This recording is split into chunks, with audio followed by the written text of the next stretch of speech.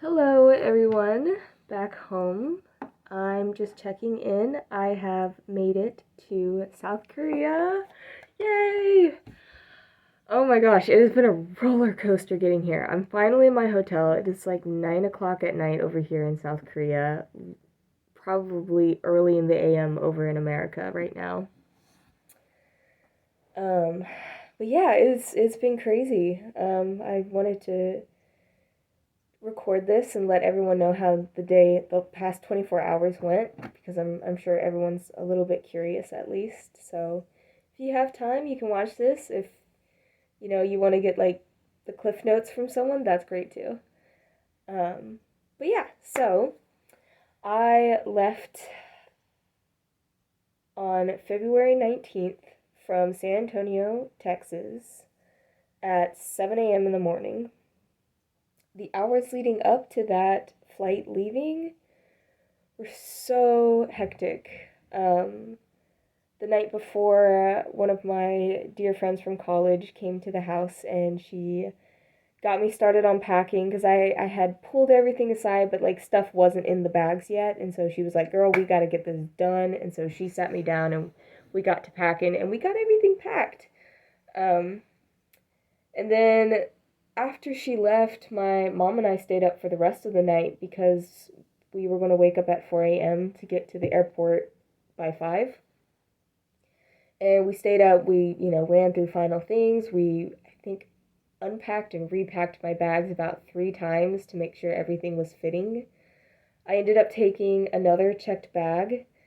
Originally, I wanted to have just one carry-on, one backpack, one checked bag. That did not work. I ended up needing 2 checked bags. So I like to think that I'm very picky about items I bring into my possession, and I don't own a lot, but apparently I do when you're moving halfway across the world. So, but we got everything packed. Um, we said our goodbyes. Driving to the airport was a bit tough because by that point, like, a lot of anxiety had built up, and so, like, my chest just felt so tight. I think I held my mom's hand the entire um, car ride to the airport just to keep her with me a little bit longer. When we got to the airport, things went smoothly. There was like one hiccup that really spooked me for a second. But two of my friends went to the airport that early in the morning, which is absolutely ridiculous. Shout out to them for doing that. And they were there to say goodbye to me. And I was talking to them. We decided to go ahead and check my bags, and then, we would say our goodbyes. So I went to go check my bags, and the lady at the counter was so nice. She was looking through everything. She's like, "Hey, you need to fill out this, like, COVID quarantine information thing." And I was like, "Okay." So I go on my phone, and, like, it's not accepting, like, one of my answers, which was, like, "Where are you staying?" And I don't know where I'm staying. So I was putting my hotel, and it wasn't accepting my hotel as an answer. So I started panicking, and I told the lady, like, "I'm filling it out, but, like, it's not accepting it. Like, what do I do?" And she's like, "You know what? I'm just going to go ahead and I'm going to go ahead and get you checked in." And she got me checked in. She weighed my bags. Funny enough, one of my bags weighed 49.4 pounds, which is just below the 50-pound limit before you have to pay extra. So I was very impressed with that. Again, shout out to my friend who helped me pack for helping me achieve that, because that was pretty impressive. She was very impressed. Um, and so I went back to talk to my friends that were still there and my parents, but it was not like it just wouldn't load, and I was panicking, and I was like, you know what, like I just got to get through TSA, get to my gate, and like this will sort itself out. Like, we've made it this far, it'll be fine. So we said some tearful goodbyes. I went through TSA flawlessly for once. Normally I go through and I like move a little bit when the scanner goes around you, and so they always stop me and have to do the pat down or whatever. This time they did it, so that was really smooth. I found my gate pretty easily. Um, while I was waiting to board the plane, though, I realized that these two keys that I had on my necklace had fallen off, which, funny enough, my mother had warned me, Abigail, they might fall off your necklace. You can't take your necklace off. And what did I do? I took my necklace off and they fell off. So now I'm panicking and also thinking, I can't tell my mom because she literally warned me not to do this, which she's going to find out now because I'm assuming she's watching this video. Hi, Mom. So I rushed through the airport. Luckily, it's San Antonio, so it's a very small airport, and I found them near TSA. So I did find the keys. We are good there, but again, another mini panic attack. At this point, I'm like, okay, we are, like, nothing else can go wrong, and nothing else went wrong for this part. So I got on my flight. It was a really nice flight. It was only like 45 minutes, and I got to see the sunrise. Because we left at 7, the sun rises around 7:05, 7:10 right now. So I, cracked open my window because I always get the window seats, and I got to see like just the most perfect sunrise. And that was like a nice little goodbye to San Antonio and yeah, so that flight didn't last long. I landed in DFW. No issues so far. I found my gate pretty easily. I just had to get on like the SkyTram like one stop and I was already there.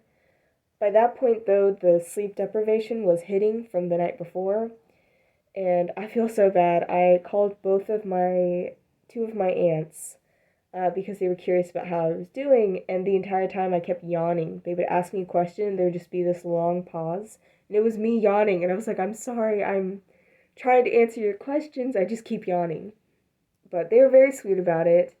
And we began boarding about 45 minutes before our flight was supposed to take off because this was the big international flight straight to Korea. And I was nervous about who I was going to be sitting next to. I saw a lot of foreigners getting on the plane, which made sense because it's American Airlines.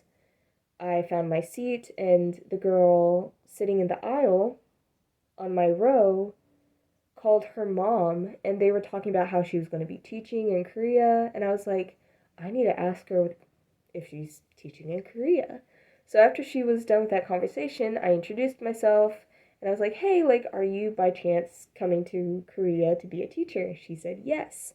It's not through Epic, but she's going to be teaching at a private school versus I'll be teaching at a public school. She went through a recruiter. But I was like, that's so cool. So we started talking about it. And then the girl sitting directly behind me kind of pokes her head between the seats and is like, hey, you don't happen to be with Epic, do you? And I was like, as a matter of fact, I am with Epic. She's like, no way, me too. And so we were all three of us so excited because we were like, oh my gosh, like, we're all in the same boat. And so she ended up moving up a row to sit with us, and so we chatted for quite a while on the plane, and we got to know each other. Nothing will bring you a lot closer to people than like a 15-hour, debacle. So, yeah, so we got to know each other really, really well. I did get to sleep for about 5 hours on that flight. By the time I was ready for the flight to be over, we were only halfway there, so there were still 7 or 8 more hours to go. So, it was a bit rough to get through. I will say the cabin crew kept us so well fed. I think we ate 2 meals and a snack on there. So the first meal they served was bibimbap. Then they came around a while later and served like a sandwich and some chips. And the last meal they served us almost right before we landed, it was like fried rice and then like some fruit on the side. So the food was really good. It was really hot too. I want to know like how the cabin crew like maintains temperature of its food when we've been in the air for 10 hours. And anyways, secrets I may never know, but I thought it was really cool. And I ended up watching a lot of movies. The views outside were not that great. It was just clouds very, very far below us. And so I dimmed my window. I wasn't really looking out. But it was a good flight. Nothing crazy happened on it. You know, it was a huge blessing to meet those two girls, and we decided that we were going to keep in contact with each other, and we were going to help each other get through the airport and get rides and stuff to where we were heading. And so, plane finally ended. The excitement starts building up again. Um, we Before we left the plane, we had to fill out like customs cards and quarantine cards and all this stuff. And I'm so glad that the flight attendants passed that out because we exited and there were so many stations of people just filling out those same cards, but we already had them filled out. So going through everything was a breeze. Um, they took our temperature at the airport. They took our little quarantine card. It was just, have you had any symptoms in the past however many days? Have you visited any countries other than where you're from? I said no, no, no. So we were all good. That went by really quickly. Once we were past that, we had to go through immigration, I believe. Yes. Um, yeah, we went through immigration, and the woman who was helping me didn't speak any English, which was totally fine. I ended up just giving her like everything, and like she took what she needed, and we were good. So I got through that pretty quickly. Then it was on to our bags. We had to get our bags. Oh my gosh. I like to think that I don't own a lot of stuff because I don't like to buy a lot of stuff. My style is more if this brings value into my life, I'll keep it, but I'm not going to just buy a ton of stuff for the sake of buying it or for a fleeting feeling. Oh my gosh, dude, I packed two checked bags, a duffel, and a backpack. And I had my jacket, my heavy winter coat jacket, and this neck pillow that my friend got me, and it was so hard getting through that airport. It was doable, but the main problem was the jacket. I didn't have anywhere to put the jacket, and I couldn't figure out how to put it on my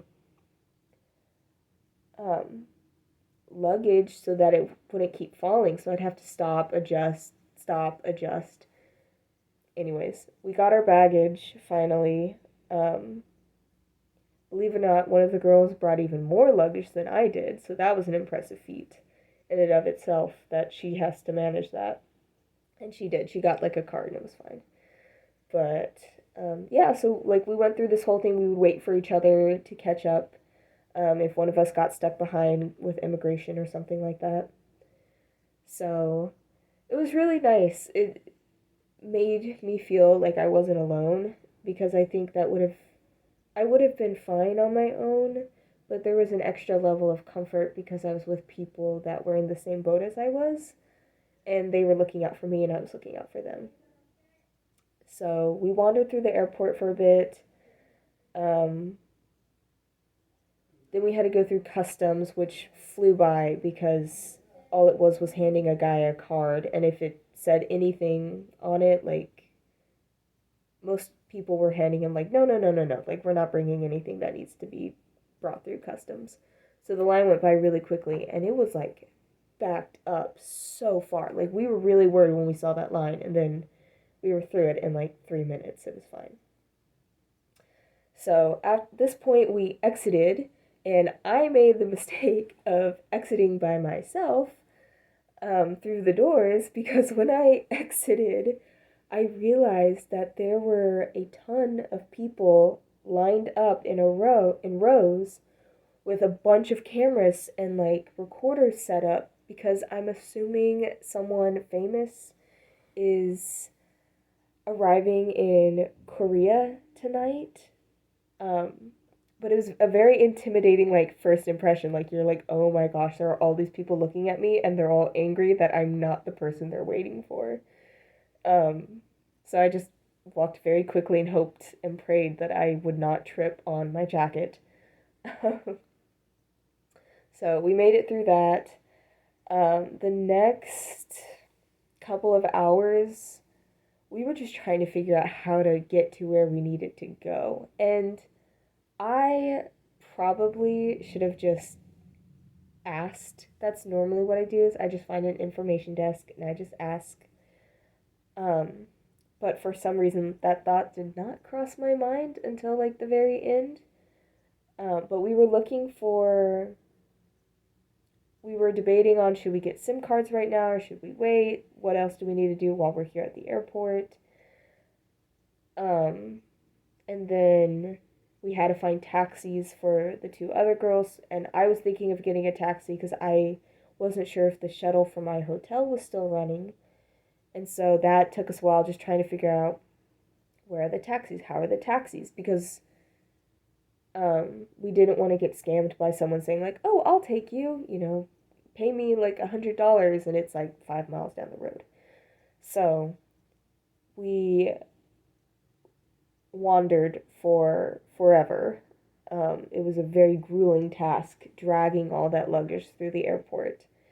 But eventually we found a place where they were able to get taxi rides to where they were going. And once I saw that they were going to get taxis and they would be fine, I left my stuff with them. They watched it. And I went and I found like a visitor center type info booth. And I was like, hey, I need to get, a bus to my hotel. Where is it? And they're like, oh, it's at, gate 14C. And I was like, lovely. I was at gate 5. So I had to walk the entire length back. And so at that point I was like, okay, like, thank you. And I took my stuff. I said goodbye to both girls and I went and found my gate because the next bus was leaving in 25 minutes and it took me 10 minutes to walk over there. So good thing I started early. So I got to that gate and I go outside. I cross the street like the woman told me to. And she said, oh, you'll have to look at the buses. They'll tell you where they're going. And I was like, perfect. I didn't see a lot of buses. I saw 2 buses. And so I walked up to one of them and I asked, are you going to my hotel? And he said, no. And I was like, oh. And he pointed like downward, like it's going to be further down. So I go further downward. And the way the landing was positioned, had a ton of columns on it, but the columns were all perfectly aligned. So from my perspective, it looked like there was nothing past the point where I stopped. So I stood there for like 5, probably not 10 minutes, but 5 to 10 minutes in the cold, just like, what do I do? Where do I go? I have no idea where my bus is. I don't know how to get a taxi. I just want to be at my hotel. It is almost 8 o'clock. I just want to be at my hotel. And so I saw some people exit out of the airport and they walked past me and I was like, there's stuff past me? And so of course, I look around the column and I start walking, and as I keep walking, I see more signs, like physical signs in the ground for hotels.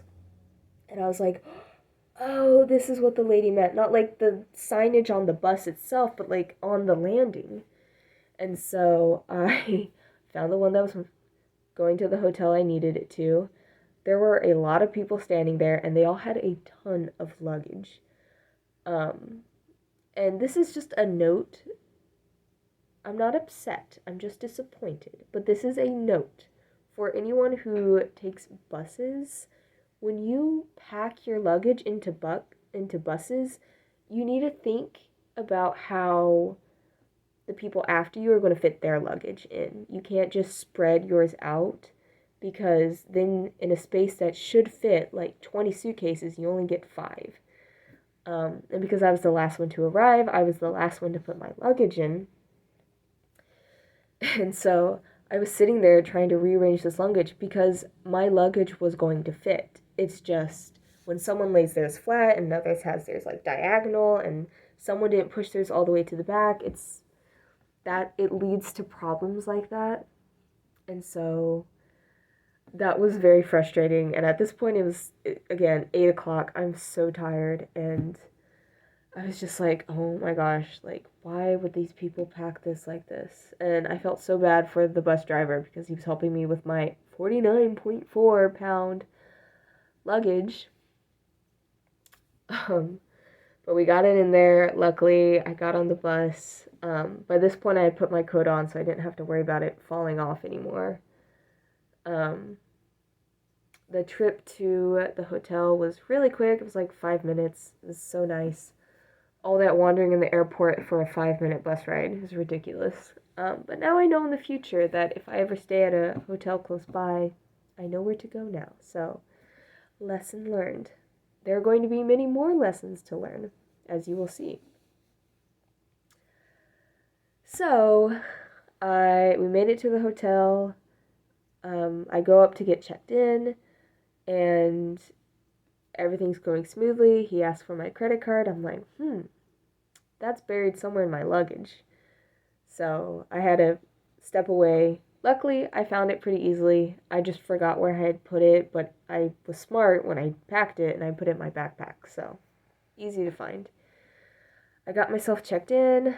I headed up to my room, and I get into my room and I can't turn on the lights. Obviously, as you can see behind me, the lights are now on. But I could not turn on the lights. I think I pushed every single light switch looking button possible, and the lights weren't turning on. I found like this box on one of the tables in here, and it said it had all the lighting options on it. I was like, well, and so I would push them, they wouldn't turn on. And I'm like, why is this not turning on? I don't understand. So I go down to the lobby. I ask the lady there, I say, excuse me, sorry, question, how do I turn on the lights? And she tells me, well, there's a box on the table with the lights on it. I was like, cool, maybe I just did it wrong. So I go back up, push the buttons, nothing's working. She told me to call the desk if I had any problems still. So I called the desk, and I really wish I spoke Korean. Side note, but I said the same thing again of like the lights aren't working, and the person said, oh, there's a box on the table with the lights on it. I was like, yes, I'm pushing them, but the lights aren't turning on. And so the person said, I'm going to send up the engineer. And I was like, thank you. They hung up. A few minutes later, someone knocks at my door. I open it. I have like the flashlight on my phone, and I'm like, hello. And he was asking for my card. I didn't understand him, but eventually I figured out he was asking for my card. And so I showed him my card, and he takes one step into my room, takes my card, and like puts it into this little slot on the wall that had light on it. I had no idea what that was for. I never thought that my card was supposed to go in there to activate the lights. And so he just walks in, he did that, and I was like, lesson learned, lesson learned. So, it has been a roller coaster of a day. There have been, lots of moments of panic and embarrassment, and I'm very tired since I began my journey. But I'm here. I'm so glad I'm here, and everything worked out.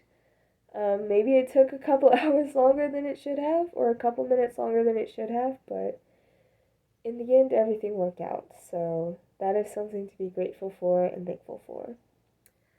So, but now I am going to get ready for bed, get some well-needed sleep, and then tomorrow I head off to my orientation. So I will do my best to keep everyone updated.